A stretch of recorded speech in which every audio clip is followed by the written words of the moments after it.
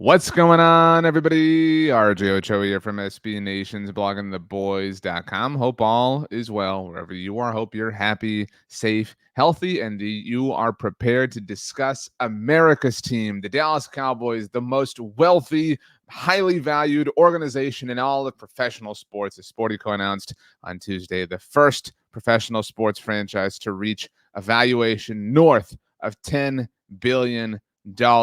We have it really good, don't we, everybody?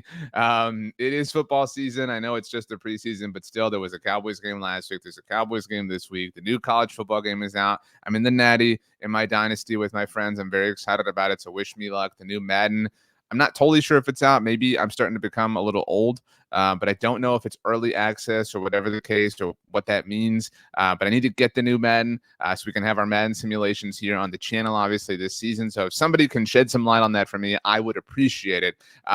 Quick shout out to my two dogs who are both in the office with me, being very good asleep right now. We'll see how that goes. I mentioned the Madden simulations. Those will be coming back this season. It is the football season, which means you get me here in your feed all the time talking all things Dallas Cowboys. So if you haven't yet, please consider subscribing to the Blog on the Boys YouTube channel. We are the most subscribed to individual team channel across all of the SB Nation universe. Dallas Cowboys talk with me, RJ Ochoa, all the time, not 24/7, 365, but basically that. I am RJ Ochoa. You can follow me on Twitter, Instagram, Threads at RJ Ochoa, on TikTok at RJ.Ochoa. I have a lot of things that come out on those platforms as well, miniature versions of these things, obviously, and other stuff. You can also send me an email if you would like, RJ.Ochoa at SBNation.com, or you can leave a comment down below and we can do our best to get to those as well. Very excited about some stuff that we have in the oven, in the smoker. I'm more of a smoker myself, so to speak. I know what people say about the ovens, whatever. I didn't mean to go down that rabbit hole, but with regards to stuff that we're going to be doing this football season. So, okay, we're here today recording this on Wednesday, August the 14th for my, I would say first, but this is always kind of an ongoing project, but still in terms of actuality, as far as content created here, first 53-man roster prediction. Now, I am doing this alongside fellow staffers at Blogging the Boys. There's an article that will be coming out probably today. I need to look at this, but probably today on Wednesday, if not Thursday at the very latest. What we are going to do this preseason, this kind of time, these next couple of weeks, is assemble 53-man roster predictions based on where we stand in the moment. So we put together myself, Danny Phantom, Tom Ryle dusted off the keyboard and got involved as well. Matt Holleran, Jess Haney, Brian Martin, David Howman, a lot of different 53-man roster predictions. I'm only here to discuss mine because I can obviously only offer input and perspective on how I view this roster. But we're going to redo the exercise next week after the second week of the preseason when the Cowboys visit the Raiders on Saturday night, because things change, obviously, right? Some guys play better, some guys play worse. Unfortunately, there are injuries we have to account for. So that being said, let me show you the super fancy mechanism that we used in order to assemble our 53-man roster predictions, a Google Doc. Now you can see Danny Phantom, his name right down there. I don't want to give away everybody else's 53-man roster, so I'll do my best not to do that by way of scrolling. But let's see, that's better. Okay, let's take a look here. BTB or me, duh. Now, these are 53 players. Again, Dallas Cowboys 53-man roster prediction as of today, Wednesday, August the 14th. We did have to adjust this on Tuesday. We had been putting it together since the week began, but obviously Tuesday brought with it the news that Chuma Edoga has a toe injury, and as reported by 105 to the Fans, Bobby Belt expected to miss 4 to 6 weeks. Now, things like this are important to discuss because, let me take this off the screen briefly. I don't have Chuma Edoga on my 53-man roster, but I will bet, I will assume that when the initial 53-man roster is set at the deadline, that Chuma Edoga will be on it. Why is he not on your roster then, RJ? Because he has to be. Chuma Edoga in all likelihood is going to be placed on injured reserve. If you don't, maybe you're newer to NFL fandom, maybe you don't understand the intricacies, whatever. The Cowboys are going to do that so they can save a roster spot for him while he heals and gets proper to be able to return to them, right? Now, in order to be eligible to be brought back off of injured reserve during the season, he must be on the injured reserve, on the 53-man roster when it is initially set. So they cannot put him on injured reserve right now. If you put a player on injured reserve today, that means that they are not eligible to be brought back to your roster throughout the course of the regular season. As an example, Sam Williams is on injured reserve because he tore his ACL, so he's not expected to play this year. So that being said, the Cowboys will have to initially carry Chuma Edoga, then we'll put him on injured reserve. They'll probably cut somebody, temporarily, maybe Trent Sieg, maybe CJ Goodwin. There are players who they kind of play roster gymnastics with, along those lines, and then they'll stash Chuma Edoga on injured reserve. They'll bring that player back, and that's how this whole thing will go. So the names that we're going to talk about on my 53-man roster, I can't completely speak for my colleagues, is more of a 53-man roster in actuality, not what is literally on the sheet of paper when it is turned in a couple of weeks from now. So that being said, let's get back here. All right. I've got 3 quarterbacks making the roster, and I know that I spoke, differently about Trey Lance than a lot of people would have preferred following the preseason opener. I did not think it was a great game for Trey. I don't think that Trey necessarily offers the Cowboys anything on the field this year. He's certainly a developmental prospect, and that's a frustrating thing because he's in his 4th NFL season. But that being the case, there's no benefit to cutting him. And I responded to somebody's comment about this on the post-game video. A lot of people jump to that kind of conclusion when somebody plays poorly in situations like this. Just cut him. Just get rid of him. He sucks. He stinks, whatever. There's no benefit to cutting Trey Lance. You get nothing back. He's in the final year of his deal. You've already spent the draft pick. You don't get the draft pick back. And what's more is ever since, incidentally, the team that Trey Lance was previously on, the San Francisco 49ers, and the NFC Championship game fiasco between them and the Philadelphia Eagles, NFL rules are sort of friendlier for teams to carry 3 quarterbacks. So it would be actually kind of silly for a team to not carry 3. So I feel enormously confident that the Cowboys will have 3 quarterbacks and that those will be the 3. Making sure here, I saw something on my external monitor. No, everything's good. I saw a thing from Jordan Schultz, friend of Blogging the Boys, but it's about Greg Ward. I was worried it was a Cowboys contract. I was going to have to shut this whole video down. But anyway, running back, I have Hunter Lipke here. Obviously, it's the backfield. If you want to look at it that way, I called it the backfield in the graphic I made for Instagram and TikTok. Zeke Elliott, Rico Dowdle, Royce Freeman, Hunter Lipke. I don't know about Deuce Vaughn. I don't know about Malik Davis. I don't know about anything like that. It kind of is what it is. I know people are very frustrated by the state of the running back room. I can't really tolerate an argument for anything else. So it just kind of is what it is for me.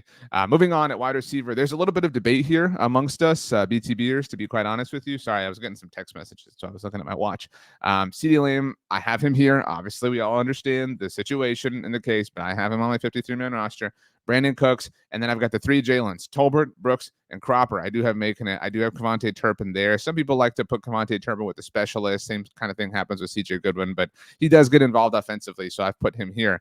I don't have Tyron Billy Johnson, obviously. I don't have Ryan Flournoy right now. That was maybe my biggest internal surprise.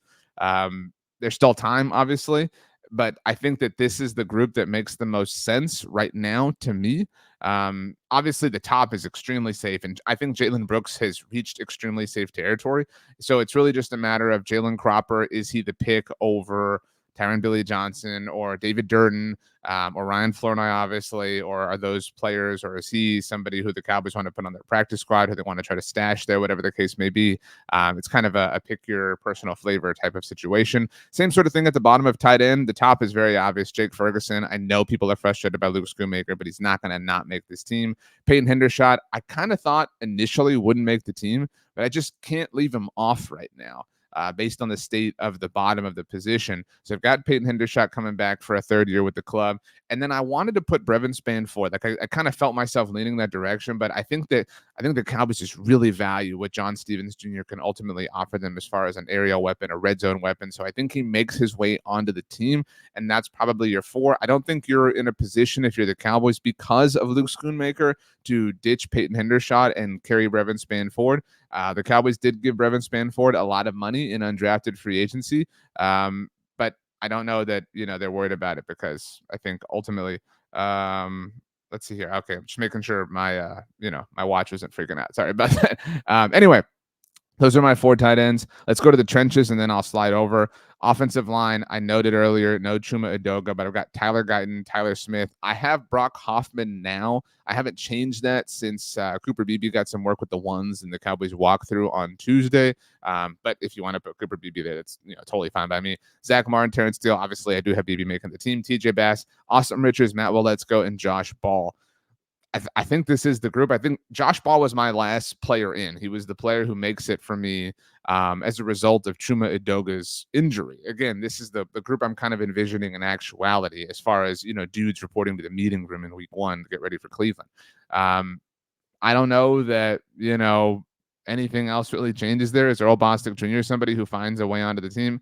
I really can't see that personally, but this is my group, and I'd love to hear your thoughts on it. Defensively, or defensive line, I should say, on the defensive line, I've got Micah Parsons there. Put him wherever you want. I really don't care. DeMarcus Lawrence, Marshawn Nealon, Chauncey Golston, Tyrus Sweet, Mozzie Smith, Osa Digizua, and I do have Junior Fajoko on the team. I know some people are kind of ready to give up. I think that would be silly right now. I recognize he hasn't shown a lot, but the group makes sense in my mind, at least, as far as names are concerned. Let's move to the right and make sure we don't break this. Are we good? Yes, we're good. Linebacker, Eric Kendricks, DeMarvion Overshown, Maris Liufau, and I think Damian Wilson is kind of interchangeable. You could convince me that if you want to go Willie Harvey Jr., that's fine.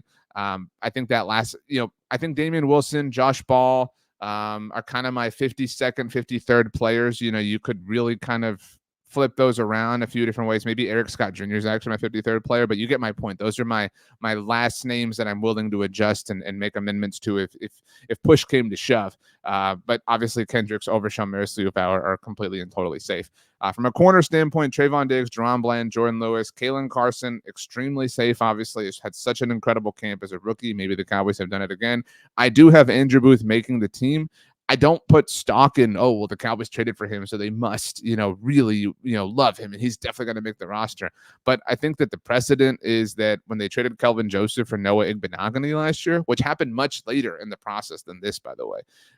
Obviously, Igbenogany made the team and had the first touchdown of the year. We've talked about that a million times. But he's a veteran. He offers a different kind of depth. Obviously has a somewhat of a history with Mike Zimmer, or connected to Mike Zimmer. So I think he's safe. And I think that Eric Scott, I think you need 6. I think that's kind of why I'm willing to carry Eric Scott Jr.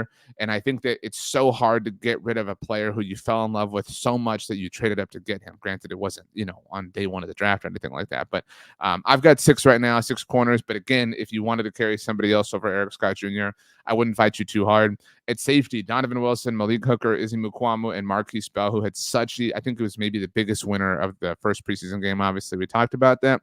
And then specialists, you could put Kevontae Turpin here if you wanted to.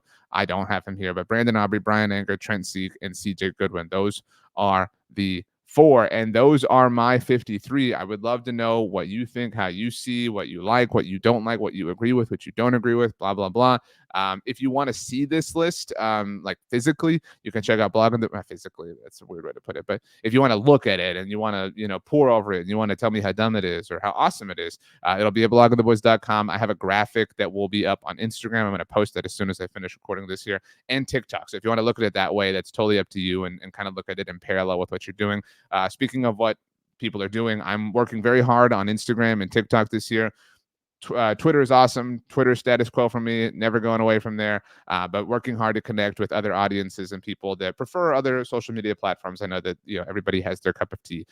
So if you haven't followed me on Instagram at RJ Ochoa, TikTok is rj.ochoa, Twitter threads obviously at RJ Ochoa as well. That's who I am. So if you haven't yet, also please subscribe here to the Blogging the Boys YouTube channel, where I have stuff coming out all the time. Last week had an interview with Emmitt Smith, and shout out to Get Up and First Take on ESPN, who featured it on Tuesday morning. So we got a lot of fun stuff coming. And like I said, a lot of fun stuff that's in the cooker, in the smoker, in the oven, as the 2024 season gets fully and totally ready to unfold for all of us. I think we're all very excited to continue going down this path, even though we're mad, even though we're frustrated. The Cowboys season being back is it's the best time of year. I mean, I think it goes without saying that football, look, I love baseball.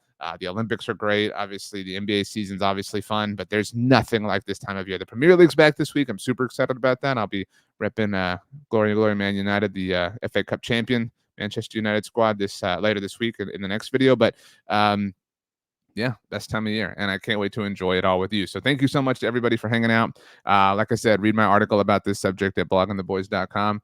And whatever you do today, I hope it's wonderful. I hope it's great. I hope it's fantastic. I hope you eat something delicious. I hope you watch something amazing on TV, and I hope you go for a walk. I had a walk earlier with these 2 pups. That's why they're so tired, and they didn't make any Bit of noise here. My name is RJ Ochoa. I bid you all adieu, my friends. I can't wait to see you again. Thanks so much for hanging out. And yeah, cheers. See you next time.